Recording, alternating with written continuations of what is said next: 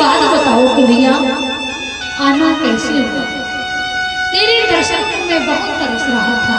तेरे दर्शन करने से मैं तो धन्य हो गया। सोच रहा था शरीर को त्यागने से पहले तेरे दर्शन कर लूं। पर हे गोविंद, आज कैसे आए हो? और इन सबको लेके कन्हैया कहते हैं पितामह, आपके पुत्र आपके पास राजनीति का ज्ञान लेने आए हैं, इनके लिए राजनीति का ज्ञान दो। और आज जब राजनीतिक ज्ञान की बात करने लगे, इतने में माता द्रौपदी वहां खड़ी हुई है और भीष्म पितामह कहते हैं अपने पुत्रों से, जीवन में कभी भी गलत करना और दूसरी बात, कभी शत्रु भी शरण में आ जाए तो क्षमा कर देना चाहिए। कभी कानों से गलत सुनना मत और नेत्रों से कभी गलत देखना मत। और जब देखने की बात आई तो आज माता द्रौपदी हंस पड़ी। माता द्रौपदी जब हंसी, भीष्म पितामह के सामने उनकी कृपा के बगैर एक पत्ता नहीं हिल सकता। जहाँ पे माता द्रौपदी हंस पड़ी और माता द्रौपदी की ओर जैसे भीष्म पितामह देखे वो हंसने की कही, तो आज माता द्रौपदी डर गई और माता द्रौपदी ने कहा, हे पितामह क्षमा कर दीजिए, मेरी आवाज आपके कानों तक हंसी की जो पहुंची है, मैं बहुत आपसे क्षमा मांगती हूँ और मुझे क्षमा कर दो, जिससे मुझसे बहुत बड़ी भूल हो गई है। मैंने कोई अपराध नहीं किया। पितामह कहते हैं, पुत्री हंसने के पीछे भी कोई राज छुपा रहता है और बोलने के पीछे भी कोई राज छुपा रहता है। अगर हंसी हो तो इसके पीछे कोई बहुत बड़ा कारण छुपा है। मुझे बताओ क्यों हंसी हो? हंसने का कारण क्या है? माता द्रौपदी कहती है, मैं बस यूं हंसी हूँ, मुझे क्षमा कर दो। नहीं, बताना तो पड़ेगा। तो माता द्रौपदी कहती है, हे पितामह पीड़ा तो देना नहीं चाहती, कष्ट देना नहीं चाहती, पर फिर भी आप पूछना चाहते हो ना, तो मैं आपको बता देती हूँ कि मैं क्यों हंसी हूँ। आपने कहा है शत्रु भी शरण में आ जाए क्षमा कर देना चाहिए, ये बिल्कुल सत्य कहा। आपने कहा है जीवन में कभी गलत सुनना नहीं, ये भी सत्य कहा है। और आपने कहा कि गलत होते हुए कभी नेत्रों से देखना मत, तो आपके वही पितामह हैं। आप वही पितामह हैं जब भरी सभा में मेरी चीर को खींचा जा रहा था और उस क्षण उस समय आप वहां बैठे थे। मैंने गिड़गिड़ा के आपसे कहा था कि मुझे बचा लीजिए, मेरा कोई अपराध नहीं था। फिर भी दुशासन ने मेरी उस चीर को, मेरी उस साड़ी को खींचने का प्रयास किया था। मैंने बार बार आपसे कहा था, फिर भी मुझे नहीं आपने कुछ कहा।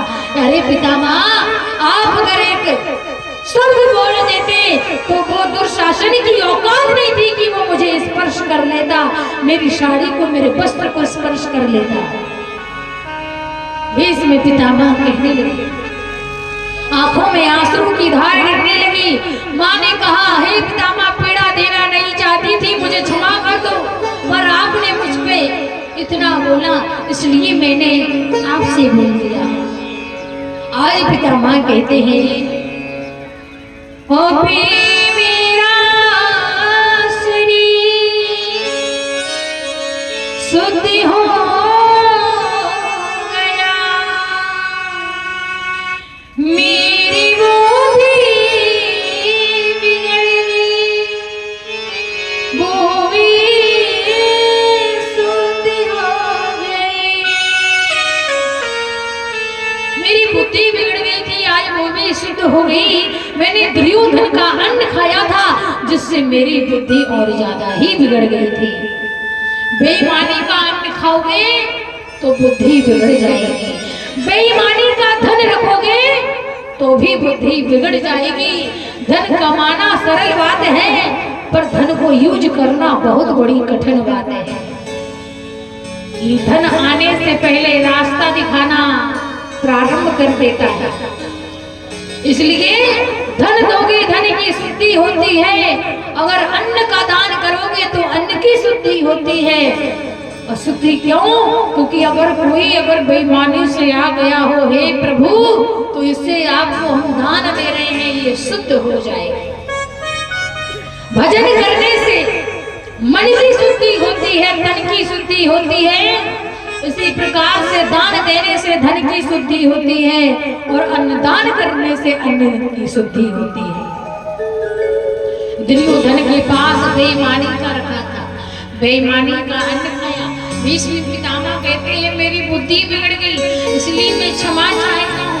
फिर भी गोविंद से कहते हैं कन्हैया मैंने एक पाप किया, मान लिया, पर एक बात बताओ, मैंने ऐसा कौन सा पाप किया जो मुझे बानों की सैया मिली? कन्हैया कहते हैं आपने एक पाप किया। गोविंद से जब कहा तो आज भीष्म पितामह कहते हैं मुझे 124 जन्म याद मेरे, मुझे पता है कि मैंने कोई पाप नहीं किया।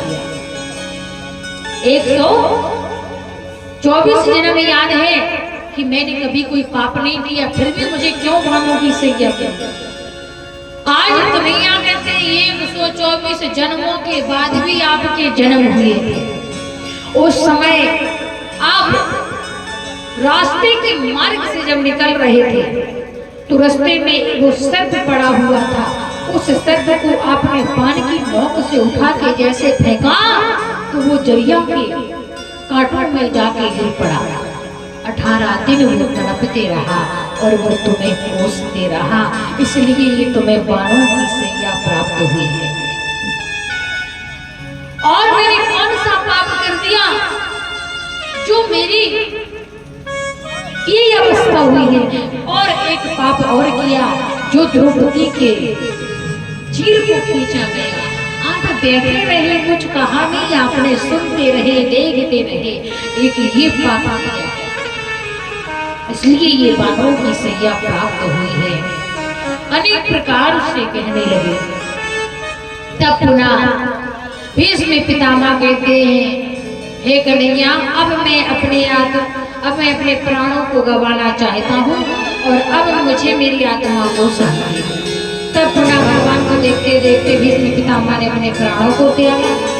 तत्पश्चात कन्हैया वापिस आए और आज कन्हैया माँ अपनी बुआ माता कुंती से आज्ञा लेते हैं। कहते हैं मेरी द्वापर नगरी अकेली है, द्वापर वासी मेरे पास बगैर अधूरे हैं, मेरी पटरानियां मेरा इंतजार कर रही है, मुझे जाने की आज्ञा दो। कन्हैया और अर्जुन द्वारिका गए। समय बाद द्वारिका में एक इंद्रप्रस्थ से पत्र गया और पत्र गया, उस पत्र को पढ़ा तो पत्र को पढ़ते ही कन्हैया धोती टोपी इत्यादि कुर्ता लेके वस्त्र लेके आए और उस बालक का जन्म हो गया। उत्तरा के गर्भ में जो बालक था जिसकी भगवान ने रक्षा की थी, जन्म हो गया।